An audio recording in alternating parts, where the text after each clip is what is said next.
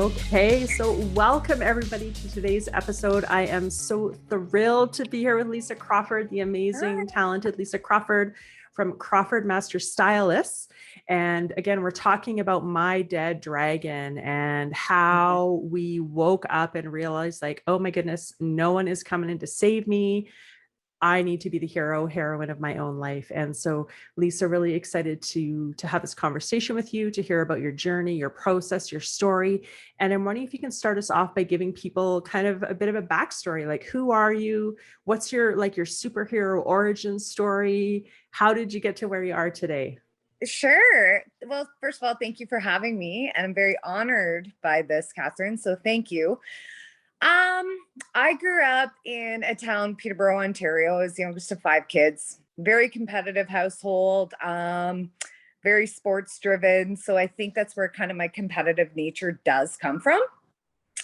Kind of a sheltered life. Didn't really know about what was happening in the world. I think that was my biggest crutch in life. Was my parents did such a good job of kind of protecting us from the outside, but in the end, it came with its struggles. So I knew I always wanted to get into the beauty industry. I've always had a love for like science, stuff like that. And I always knew that I wanted to kind of do my own thing. I've never really been a follower. I've always kind of been someone to do my own thing. And that really, like, I got bullied for that. And it was always seen in a negative outlook to friends, colleagues, peers. It was always, oh, well, anybody who kind of stood out from the crowd, we know in society how that works, right? Oh, yes. So it's really difficult. So I think my moment, because I have a very long story, but I think my biggest moment in my life because keep in mind, I grew up in a very stable household. And I did get spoiled, and I was young and silly and stupid and kind of thought the world revolved around me. And then it wasn't until it was actually 5 years ago on July 1st, my stepdad passed away. And that was my moment. He did take his own life. And that was my moment for me where I saw, whoa, like there's so much pain and struggling in this world. And like, what am I doing? Like, how come I'm one of the lucky ones that got this great life? How come you hear these stories of the hardships of these people today, and you think to yourself, like, what? How did I get so lucky? And I almost had like the privilege guilt. Like, I almost was upset with my parents because I was like, why didn't you educate us more on this? Why? So I had a really hard time kind of finding my groove, but I knew I loved the beauty industry because of how it made people feel. It was like a rush. Yeah. It was like it became this high where people come in and they're kind of me. And then by the time they leave, they're floating. And I think that's such an incredible thing. So I think we did have a client come in 4 years ago who she showed signs of violence physically, and that started SADA, Saloons Against Domestic Abuse. And because myself, I have been through a similar situation, and I saw myself when I saw that girl, and I thought, you know what? We have the power now to help people, physically. Let's help them emotionally. And then that's how it all kind of took off. I love that, Lisa. And so I probably shouldn't do that in front of the mic. I'm just so, what I'm noticing is that you're like, yeah, I had a privilege. Yeah, I was bullied. Yeah, like this happened. And yet you're like, and I had a great life.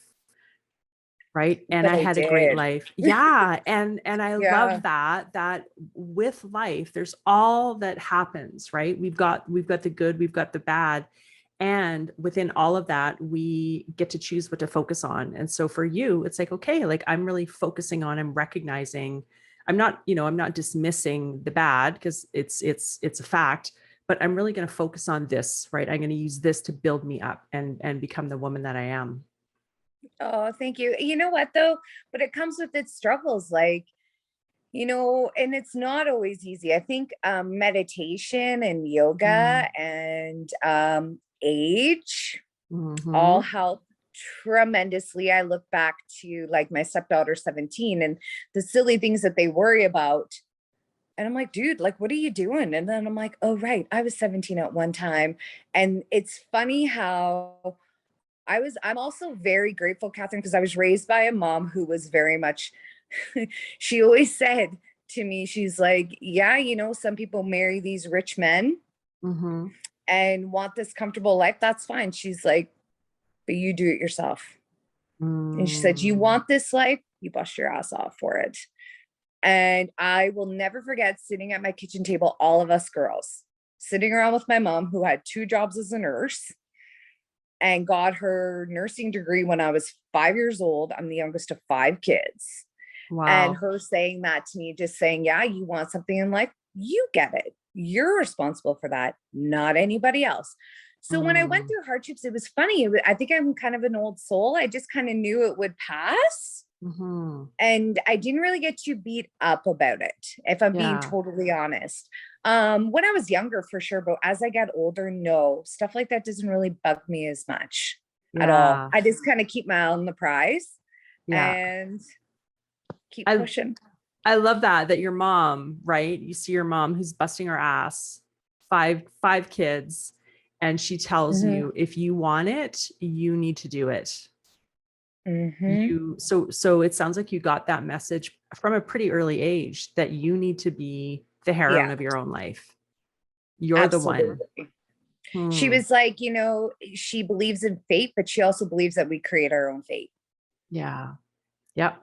And and like same with but then my dad's totally like, I could have been a garbage man. And he'd be like, oh, good job, Lisa. Right? Like, as long as we were happy, that's all that matters. So it was a great balance. And with my stepdad, he was the goofball. So it was kind of like I had every element I would have needed. And I had a happy home. I had 2 happy homes, and that's so important. And that's, I think, my struggle with life is knowing how many unhappy homes there are. And that's what I need to work on. That I'm an empath. And if I even meet someone and I can tell they're going through a hard time, it like sucks the life out of me. Right. So that's my struggle for sure. Yeah. So how do you protect yourself from that? Because you don't want to shut down your caring heart. No. Right. But you also want to be able to function in your life and not take that stuff on. So how do you do that?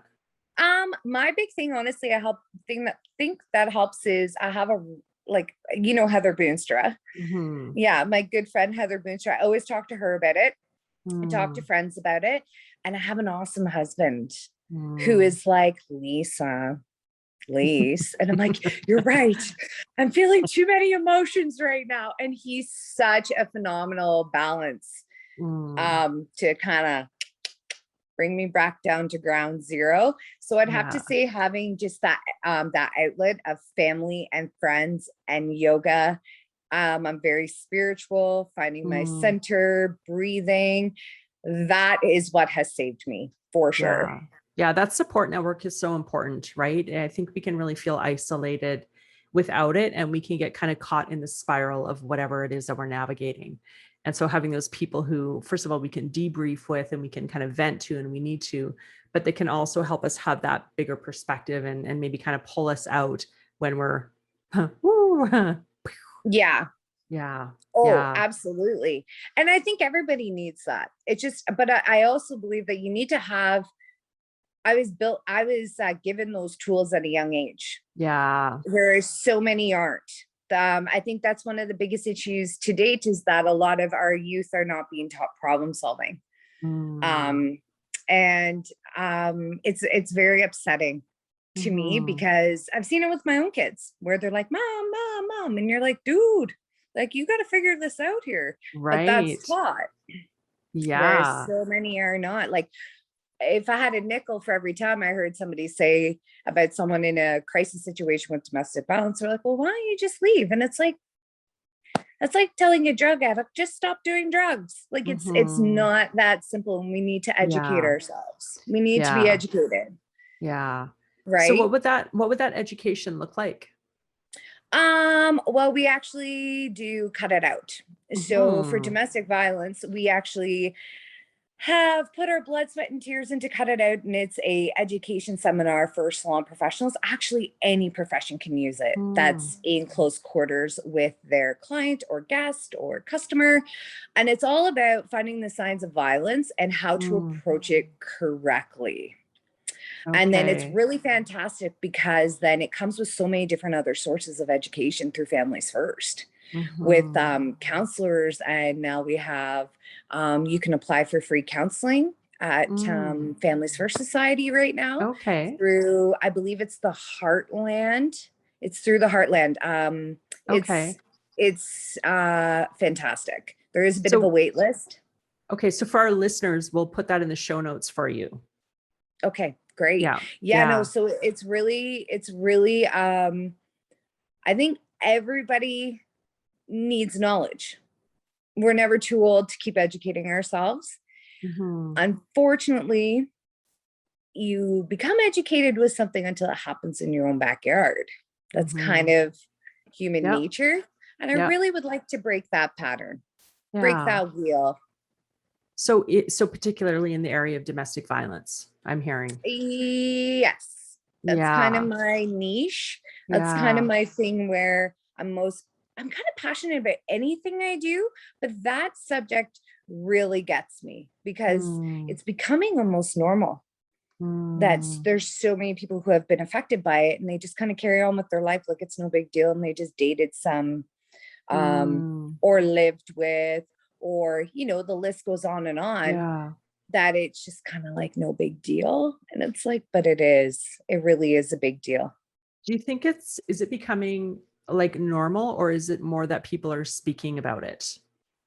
I think it's a bit of both.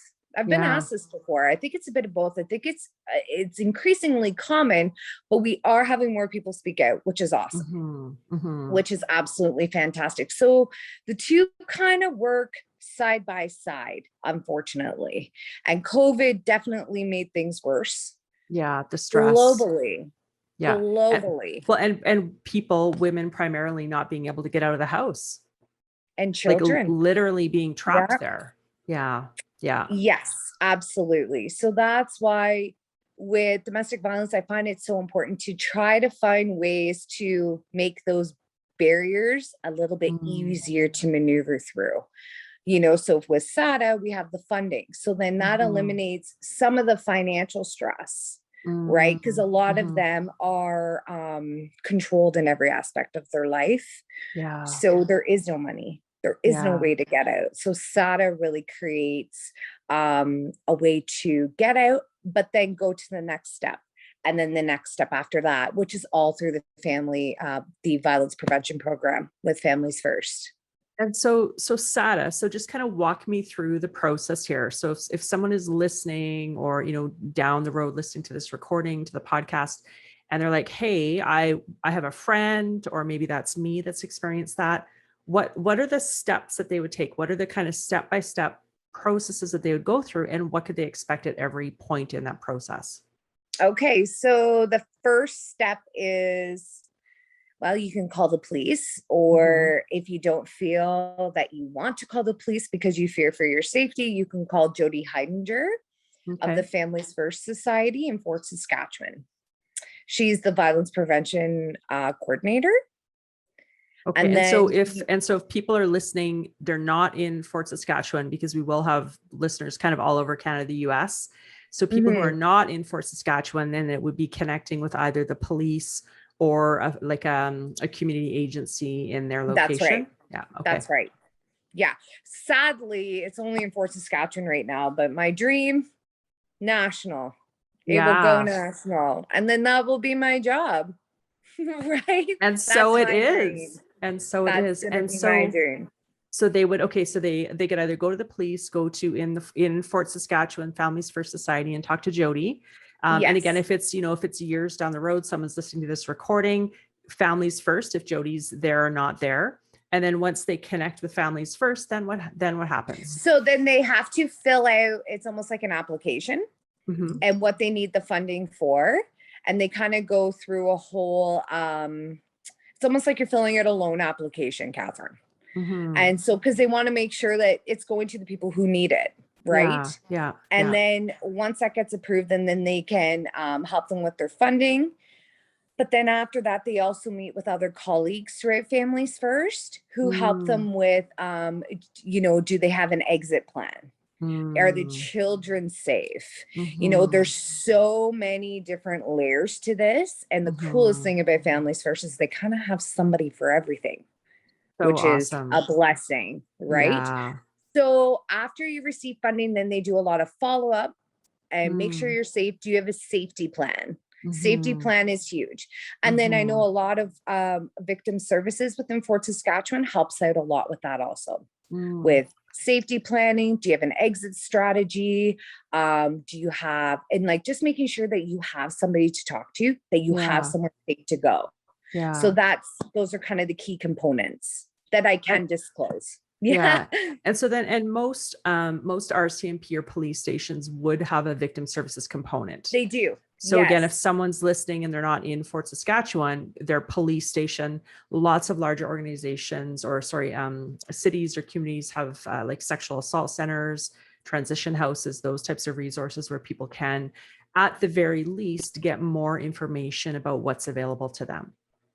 Yes. Yeah. And it's great because Victim Services works with so many nonprofits that they really do. It's really cool how it's just such a wheel of how small businesses, nonprofits, corporate chains, how they all really make up this cycle of it. Like it really does take a village. It really does. Yeah. And truly coming together, right. And recognizing that it is, it's not as simple as just get a job and get out and get a house, because truly, someone's esteem, their very sense of self has been eroded to such a point where they may not believe that they're worthy of that they're capable of that they deserve it, that they can do it. So there's a lot more that needs to happen to support people to actually create a more empowered lives for themselves and their families. Yep, absolutely. And the biggest thing too is psychology, counseling, because with domestic violence, even with young children, abuse changes the shape of their brain. I don't know if you knew this. I did. And so they are stuck in a fight or flight mode pretty much their whole life, which is so unfortunate. And that usually is the case with victims of violence of all sorts. So, so psychology and counseling is definitely crucial. Yeah.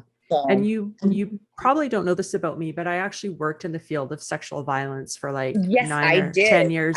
So this is also a topic that is near and dear to my heart. And and certainly supporting people to get support, to get help, to realize that they are worthy, they are deserving, they're not flawed. There's nothing wrong with them. Right. No, they really can live a better life. And they're deserving of that. Yep, absolutely. I say it all the time, like you're worth it. You're worth a beautiful life. We all are. Usually if we see that person that's kind of crusty, we all have those encounters where you're like, woo, somebody's crusty. It's really hard because sometimes you just like, you see somebody treat somebody just so horribly. And then you think to yourself, I'm going to straighten that person out, like you get so worked up, but then you're just like, something could have just happened to them. Yeah. And we don't know. And I find it really hard to have that viewpoint when you're in the moment. Yeah. When you're in the moment, for sure. Right. Especially when you're a fighter and you are that passionate advocate, right. For yourself, for other women. And so you're like, rah, that mama bear comes out. And, I'm reminded of a story one of my teachers and mentors shared about, she was at a grocery store and the cashier was like really rude to the person in front of her and like really rude to her. And they overcharged her by like $3. So she was very respectfully said like, oh, I'm sorry. I think you mischarged me there. Can you fix the price? And so the cashier was like very, very rude, very gruff, did it and very snarky. And then as my teacher was leaving, she was actually had someone help her carry out her groceries. She's like, wow, that was like the rudest cashier I've ever encountered. And the person helping her said, I know, she's had such a horrible day. Her son, she's a single mom. Her son got hit yesterday riding his bike. He's in the hospital and she has to be at work because she can't afford to not be working. And she said that when she heard that, it just shifted her perspective. Yes. Right. That we truly don't know what's going on for someone else. And if we actually knew the full story, we would go to a place of compassion. Yep. Yeah. We would for sure. Yeah. And so, yeah. So and knowing we're all that, guilty of it. Oh, every single one of us are guilty of this. Yeah. 100%. We're humans, right? It's part of our life journey. It's part of our life journey. It is for sure. But yeah, no, it's just one of those things like this all just kind of happens so fast. I have to be honest with just, I plan to take one path in life and I feel like the universe just kind of steers me in a different direction and it always seems to be the right call. Yeah. But yeah, no, this, we've had interviews with the provincial government, kind of like an advocacy to get cut it out, put into the curriculum of our cosmetology school. Oh, awesome. Yeah. So that's in the works. And I've been contacted from a lot of other provinces to kind of bring it there, but it's really not that simple. It'd have to become like a registered corporate fund. So that all takes time. But at least the ball's rolling. Yeah. And because it's not just about great hair, it's about being safe. Right. Yeah. And feeling aliveness in your life, right? In your physical form, in your mental, emotional, spiritual form, truly feeling alive to express who it is that you came here to be. Absolutely. Amen, sister. Yeah. Yep. Very important. So you are, a very successful businesswoman. You have just rebranded your business. Can you tell me about that? Okay. The hot question that everybody likes to ask about. Okay. Started Simply Styling Hair and Makeup. It just didn't sit well with me anymore. And because a lot of men didn't want to get their hair done at Simply Stunning. And I'm like, oh, that's a very good point. And I should have thought this through because I didn't have a huge men's clientele when I first started, but a lot of my staff do. And the wall was purple. And I'm like, ooh, I should maybe kind of rethink this. So it kind of just hit me one day. I was just sitting there and I was like, nope, we got to change this. And my husband's like, this is pretty risky move. You're already so established. I'm like, no, it will be fine because we are established. We'll post it on Facebook and Instagram just saying, hey, nope, name change. Here's why. It flows much better. And I wanted to really highlight what it is that we do. Why is it that, we're kind of a cut above the rest? And it's because we have our masters. You don't just become a master colorist, you have to earn it. It's an additional 10 months of training and $17,000. Wow. Yes. So our industry, unfortunately, is quite unregulated. So, which is unfortunate, which is another thing. But I wanted to really showcase what it is that we were about. And it's, we are truly masters at our craft. And all we do is do education. So that's why I went with the name. And then the girls always joke around saying, uh-oh, Mama Crawford's coming. And then they say I have the 2-time-a-year look. And it's the death stare of like, what did you just say? Janelle calls it the 2-time-a-year look. Oh, that's too funny. But all in all, it was a good move. We rebranded. We got the different logo. It just fits beautifully. We've had nothing but people say like, this is awesome. So I love that. Thank you. Congratulations. Yeah. Thanks so much. And truly, right? Like we are on this life journey. Like my belief is that we're spiritual beings having a human journey. and that it's life itself that is expressing through us. And so we are actually meant to evolve and expand as we go throughout our life. And so as we expand, our vision expands, our dream expands, what we would love, right? And it doesn't mean that we're not grateful for what we have and we're not appreciative and grateful for the success that we've had. And it's like, okay, and we're ready to grow. We're ready to shift and to grow. And I heard you share Yes. that when your vision has truly shifted into creating Cut It Out in SADA as a national program.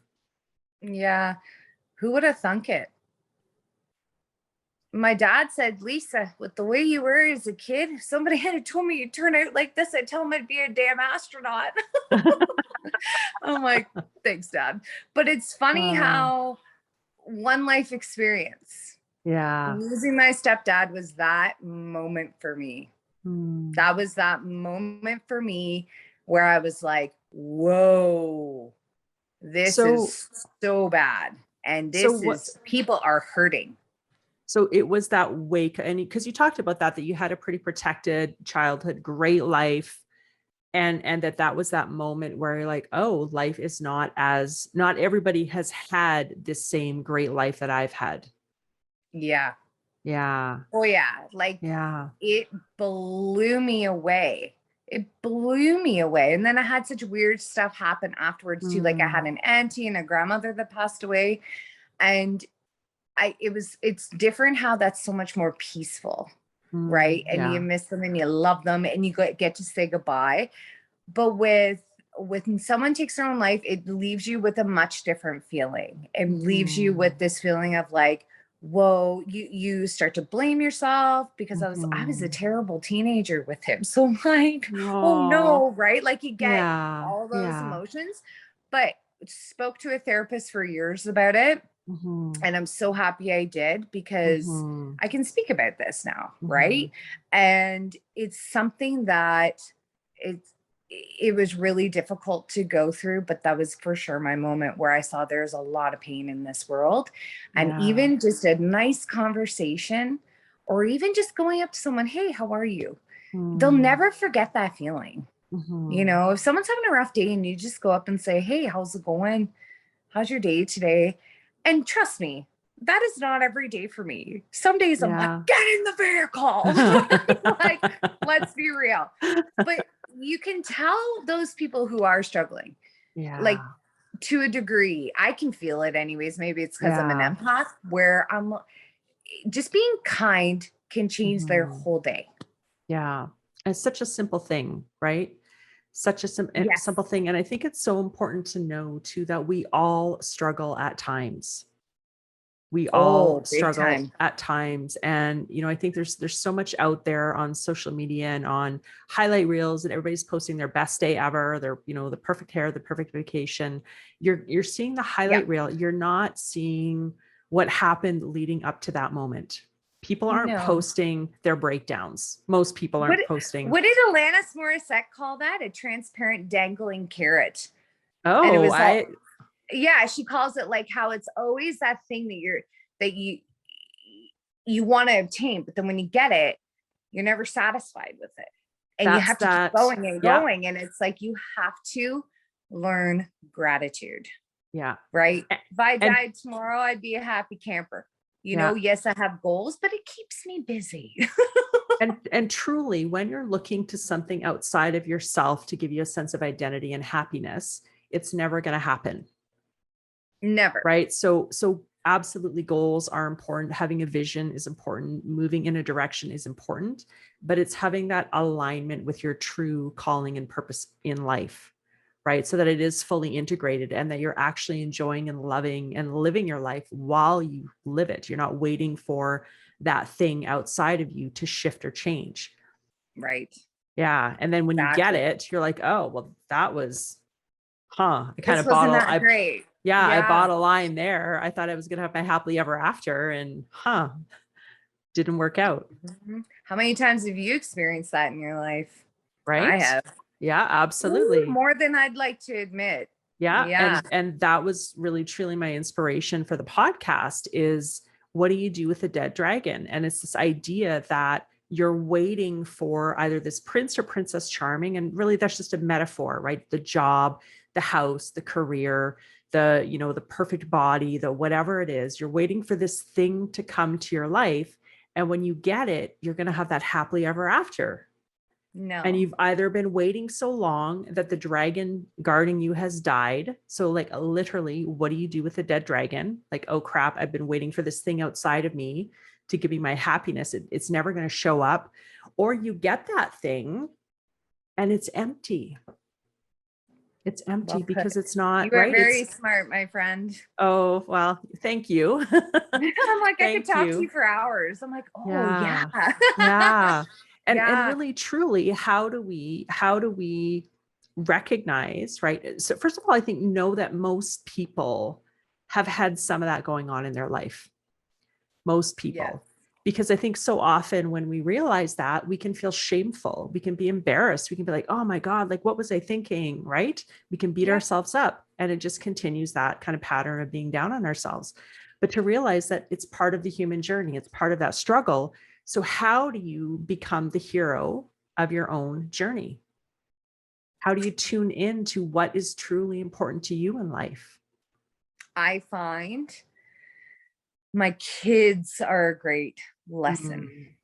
I find I learn a lot from my children, just like Mhm. how they repeat. Yeah. Little mirrors. Yeah. Yeah. You want a life lesson? Get a couple of kids. but the good Lord is making me pay my penance though with Yeah. my children. Like, let's be serious. But you know what, Kathrine, that's such a tough answer because it's just so complicated. Like, I feel like the only way I kind of found who I truly was, honestly, was eliminating certain people out of my life. Mm-hmm. That was a big one. Mm-hmm. People who I started to see kind of just wanted to ride coattails that because I'm successful, then it wasn't genuine. That was a big lesson to learn. And I find that when you kind of start to trim the fat and kind of get to the center, it's amazing how little things that used to bug you don't anymore. Like, everybody wants the big house, the vehicle, and it's like, yo, the stuff you own ends up owning you. So we best come to realize that you better be happy with this human right here, because your little children are looking up at you and waiting. They're just starving to know the answer. Yeah. And we need to be able to give it to them. So what is the answer? What is the answer? I find journaling is my answer, and going for long walks and doing a lot of reflection. And that's all I've got so far. You know, like, I love that. And I really, you know, one of my questions is how did you kind of start the process of becoming the hero of your own life? And I think truly it's about getting to know yourself. yes. Through the journaling, the walks, the meditation, like actually being still with yourself and getting to know, like, who is Lisa? Well, my mom once said to me, if you don't love yourself, you can't expect anybody else to love you. And I was like, that's a really accurate point, because I think most people don't love themselves. And I think it's so sad, because look at the generation we're in. And it sucks because I'm in the beauty industry. I see it firsthand. And sometimes you just want to hug people and be like, you are so beautiful. You don't need all this. But then from a business perspective, like, it's so difficult. But that's why we try to encourage it with people like, if this is what makes you happy, makes you feel comfortable, absolutely, let's do it. However, you don't need this. Yeah, it doesn't define your worth, right? It doesn't. Yeah. But we are in a society where that's kind of the way it is right now. So I just like to, and it's so easy to get trapped into it. so easy to get sucked in. And so that's why I find journaling, going for walks, having that one-on-one time where I turn my phone off, you know, like fully shut it down, have those nice evenings out on the deck with my husband, talk about whatever. So important. And I find that helps you kind of come back to who you are. Like, who am I as a person? What do I love? Right? Yeah. Because it can be so easy to get pulled off center by all of the, you know, that I need to look this way and have this house and all of this stuff. But when you come back to truly who you are, and the question that I work with people with is, what would you love? Right. And I've had people describe that as like a mic drop in their brain. Like, what do you mean? What would I love? Like, what does that even mean? Really, what would I love? Like, what would you love for your life? Truly, truly, what would you love for your life? You know, when it gets, and it gets to the essence, it gets to the core, it gets to what's really, really important to you. Yeah. And that's all. I had somebody ask me that, like, what is the only thing you'd ever want in your life? And I'm like, happiness, total bliss, happiness, health, healthy kids, happy children. Like, you know, that to me, happiness is the only thing that really matters. Yeah. Napoleon Hill, who wrote Think and Grow Rich, of course, he interviewed like 500 of the wealthiest, most successful people of his time, and identified, I think it was like 17 attributes of wealth. And the number one wealth and these people had crap tons of money. The number one wealth that they identified was peace of mind. The number two was health. So actual money didn't make the first two. So people who had the money identified that peace of mind, right? So that happiness and that health. Isn't it? Yep. Right. And didn't Jim Carrey said, I wish everybody could be rich and famous, because they'll see it's not the answer. Because who you are goes with you. It is. Right? It is. So if you're not happy truly with who you are, where you are now, if the conditions outside of you change, that's not going to shift that. It's true. Yeah. It's very true. So what is your next level journey? And what are your kind of next level pieces in terms of continuing to become the heroine of your own life? I love teaching. I love teaching these adorable little humans and seeing their mind blown, and they're like, oh my God, I never thought of that. And I'm like, right. I love it. I love empowering a younger generation of like, we can do this. It's hard. Help them make money, help them. We do vision boards with our staff. Make me a vision board, even if it doesn't include work. You want to have kids, you want to have your own salon. Like, we are cool with that. We want to help you chase your dreams. I would like to have more locations. So we just opened up the second one in Sherwood Park. My goal is 7. Awesome. And I would like something else, but I'm not allowed to say yet. But something else big is coming. I just can't say yet. But yes, so I would love to have it kind of go across Canada. But then the other thing is I would love to have a shelter for victims of violence, for men and women. But then also have free psychology within the establishment. So that's my big goal.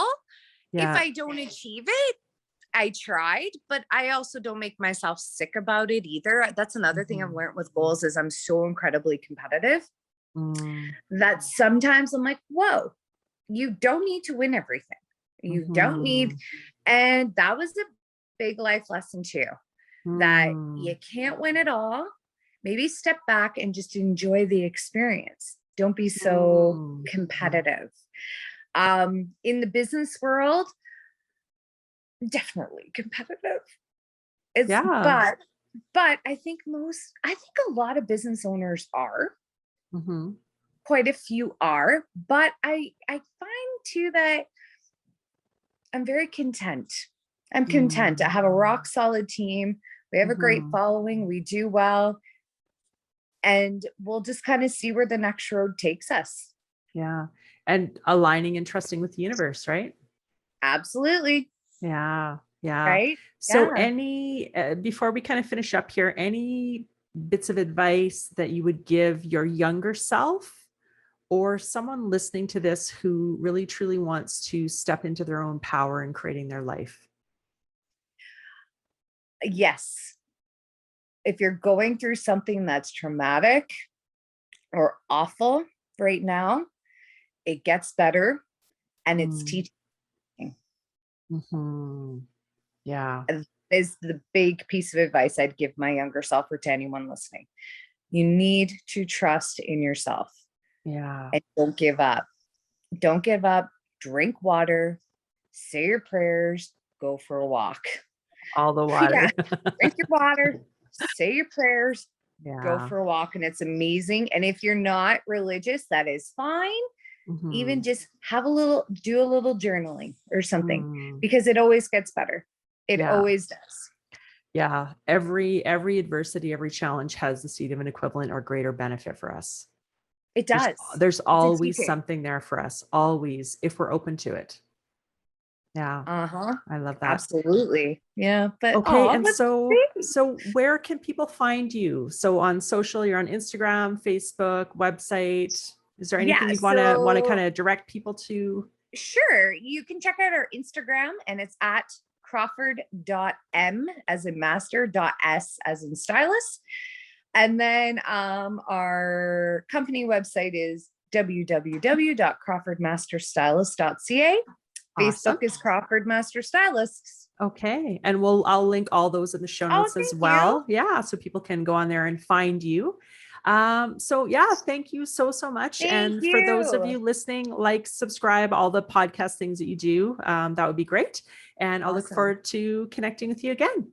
Okay, awesome. Thanks, Kathrine. I appreciate it. Thank you. Okay. Bye Okay, for now. bye.